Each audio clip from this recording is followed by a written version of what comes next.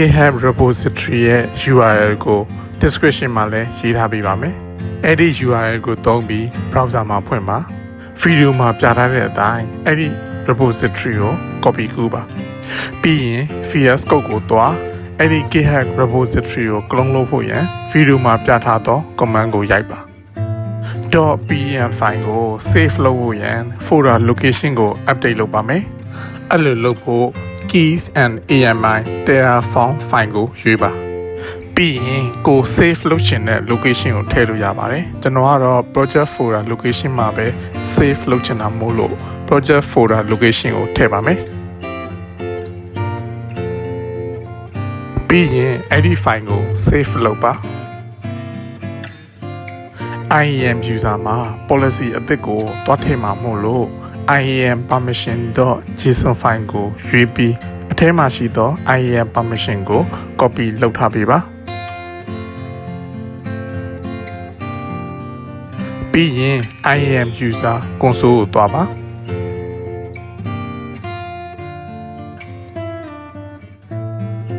ကျွန်တော်ကမောင်ဆိုတဲ့ IAM user ကိုသုံးပြီး deploy လုပ်မှာမို့လို့မောင်ကိုရွေးပါပြီးရင်ခုနကကူးလာခဲ့တဲ့ IAM permission တွေကိုထည့်ဖို့အတွက် create inline policy ကိုရွေးပါပြီးရင် JSON format ကိုရွေးသူပေးထားတဲ့ default policy တွေကိုဖြတ်ပါပြီးရင်ခုနက VS Code ထဲက copy ကူးလာခဲ့သော IAM policy တွေကို paste လုပ်ပါ policy name မှာကိုကြိုက်တဲ့နာမည်ပေးလို့ရပါတယ်ကျွန်တော်တော့ဒီ custom policy မို့လို့ custom policy နဲ့စတဲ့ name ကိုပဲပေးလိုက်ပါတယ်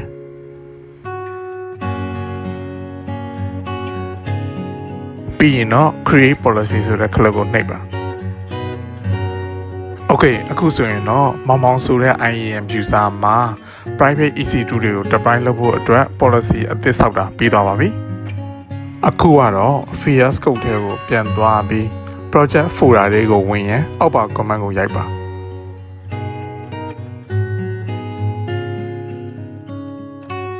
ပြီးရင် Terraform initialize လုပ်ဖို့ video မှာပြထားသော command ကိုရိုက်ပါ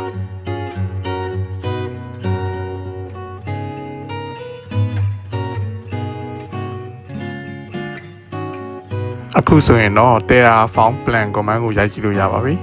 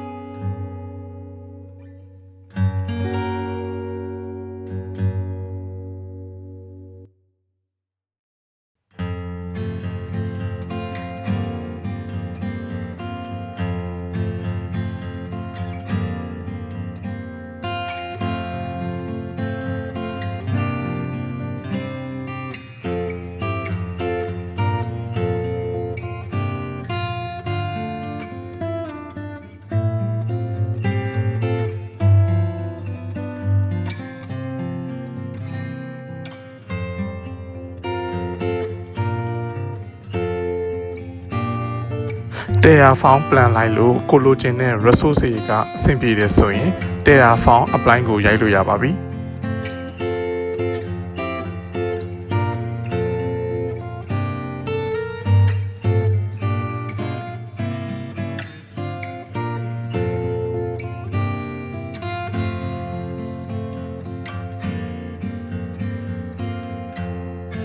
အခုဆိုရင် Terraform ကနေ apply လုပ်တာပြီးသွားပါပြီ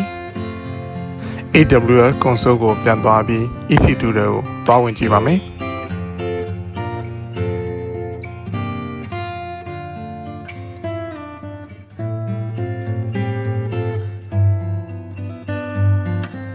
EC2 instance ထဲမှာ function host တစ်လုံးရယ် private EC2 နှလုံးရယ် run နေပါပြီ။ပြီးရင် private EC2 နှလုံးကိုရွေးပြီး public IP address ရှိမရှိသွားစစ်ပါမယ်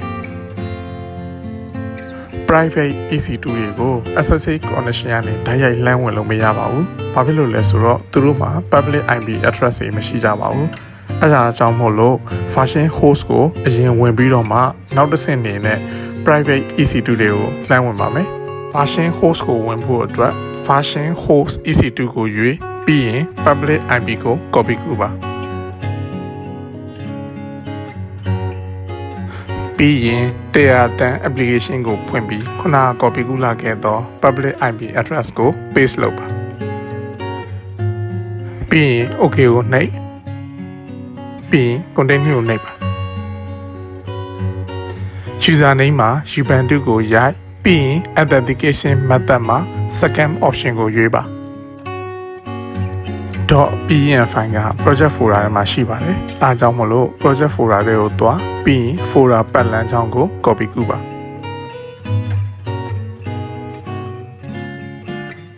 ပြီးရင်အဲ့ဒီ folder ပတ်လမ်းကြောင်းကို paste လုပ်ပြီး .png ဖိုင်ကိုရွေးပါပြီးရင်တော့ OK ကိုနှိပ်ပြီးတော့ login ဝင်လို့ရပါပြီ။နောက်တစ်ဆင့်အနေနဲ့ version host ကနေ private EC2 တွေကိုလှမ်းပြီးတော့ login ဝင်ပါမယ်။အဲ့လိုလုပ်ဖို့အတွက်ဆိုရင် .png ဖိုင်ကိုလိုပါတယ် WinSCP ကိုအသုံးပြုပြီး version host ရဲ့ကို .png ဖိုင်ကိုကူးထည့်ပါမယ် WinSCP ကိုဖွင့်ပါပြီးရင် version host ရဲ့ IP address ကို copy ကူးပါ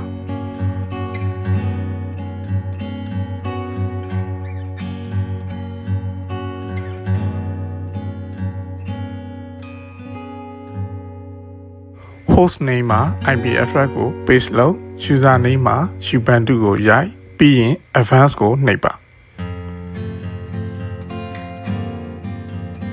ဘယ်ဘက်က authentication ကိုနှိပ်ပြီး private key နေရာမှာ .png ဖိုင်ကိုရွေးပါ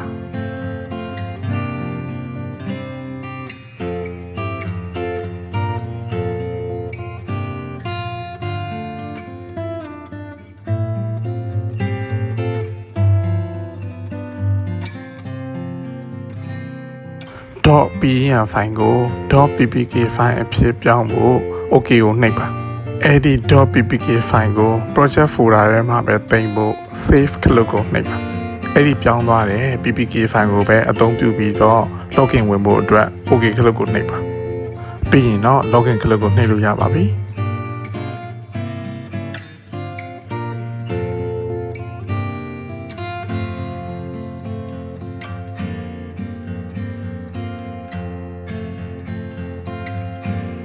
ကျွန်တော်တို့ copy ကူးခြင်းနဲ့ .png ဖိုင်က project folder ထဲမှာပါအားကြောင့်မလို့ project folder ပတ်လမ်းကြောင်းကိုရွေးပြီး OK ကိုနှိပ်ပါ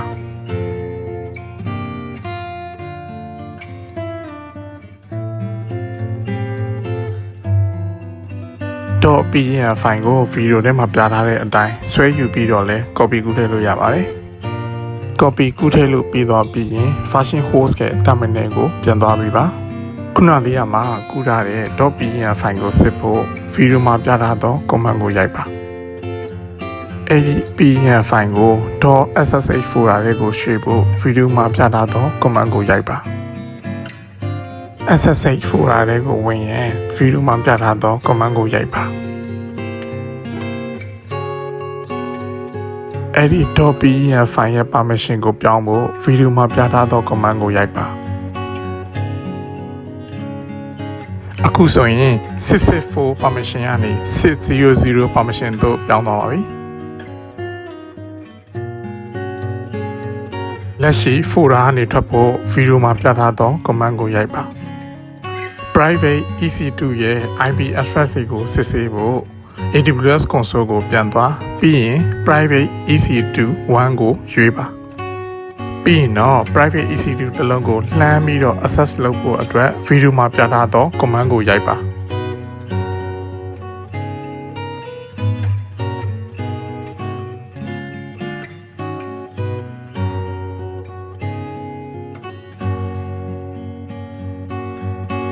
Okay အခုဆိုရင် private EC2 1 ကိုချိန်သွားပါပြီ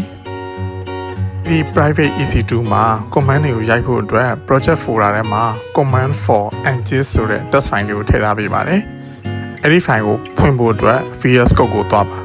အဲ့ဒီ test file ကိုရွေးပြီးရင် command တွေကို copy ကူးပြီးတော့ EC2 ရဲ့ terminal ထဲမှာ paste လုပ်ပြီး run ရုံပါပဲ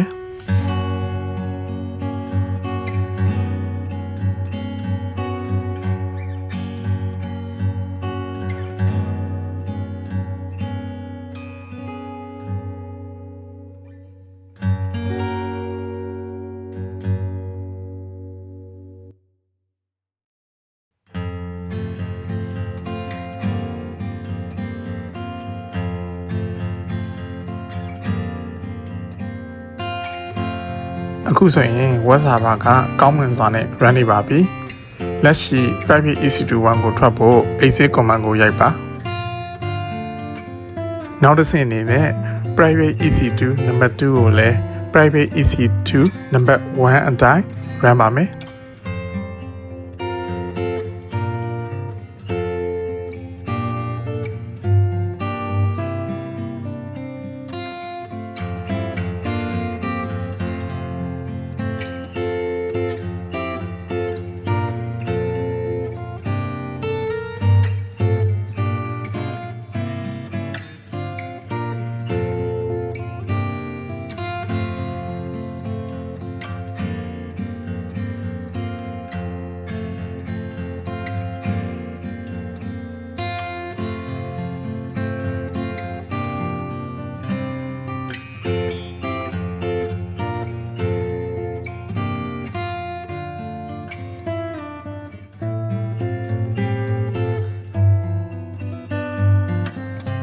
အခုဆိုရင် web server က private EC2 number 2မှာလည်းပဲကောင်းမွန်စွာ run နေပါပြီ private EC2 number 2ကိုလည်းထွက်ဖို့ exit command ကိုရိုက်ပါ private EC2 နှလုံးကကောင်းကောင်းအလုပ်လုပ်နေလားမလုပ်ဘူးလားကို target group မှာသွားစစ်ပါမယ်အဲ့လိုလုပ်ဖို့ AWS console ကိုပြန်သွားပါပြီးရင်ဒီဘယ်ဘက်မှာရှိတဲ့ target group ကိုရွေးပြီးရင်ကျွန်တော်တို့စောက်ခဲ့တဲ့ target group ကိုနှိပ်ပါ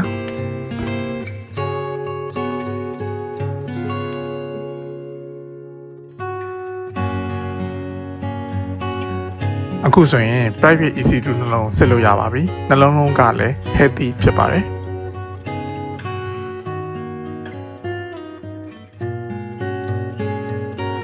နောက်တစ်ဆင့်အနေနဲ့ load balancer ကိုတွားဖို့ဘယ်ဘက်မှာရှိသော load balancer ကိုရွေးပါကျွန်တော်တို့စောက်ခဲ့သော load balancer ကိုနှိပ်ပြီးရင် DNS ကို copy ကူးပါ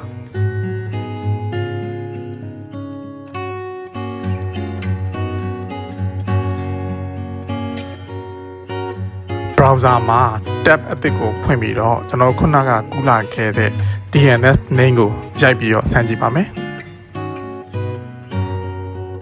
Okay အခုဆိုရင် private EC2 မှာ